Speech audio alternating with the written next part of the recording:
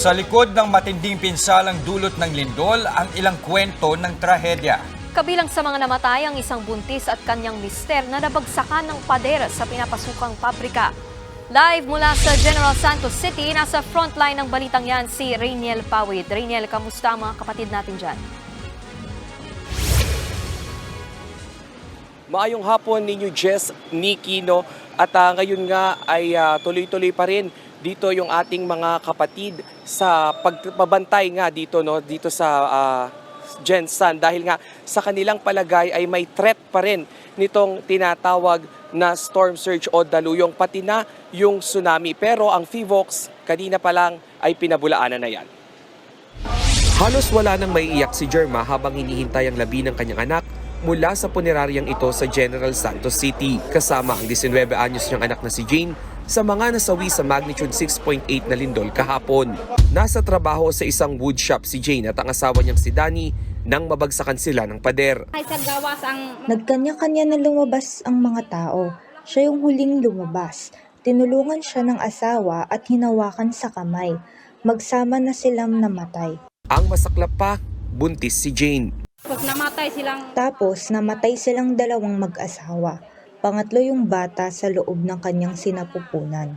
Halos ganyan din ang sinapit ng 45 anyos na nail technician na natagpo ang patay sa loob ng isang mall. Ang biktima, nabagsakan ng gumuhong biga. Bukod sa mall na ito, 2 pang mall ang pansamantalang isinara dahil sa matinding pinsala.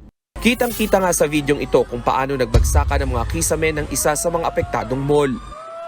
Sasagutin naman daw ng may-ari ng mall ang pagpapagamot sa iba pang nasaktan pagkatapos ng lindol. May mga non-structural hazards, non-structural members na nag-collapse, no? Like mga ceiling, no? Mga plastic sa walls. Isinugod naman sa ospital ang nasa 200 estudyante matapos himatayin ng lumindol. Nagkagulo sila ng maranasan ng pagyanig habang nasa Sports Fest sa Lagaw Gym. Sa huling tala ng Gensan City Disaster Risk Reduction and Management Office, higit 400 ang sugatan sa lindol. 32 sa kanila nasa ospital pa rin. Patuloy rin ang pag-iinspeksyon sa mga gusali para masigurong ligtas ito sa pagguho. 2 naman ang patay sa Sarangani. Kabilang dyan ang 31 anyos na negosyante sa bayan ng Glan. Tinamaan ng bakal sa ulo ang biktima.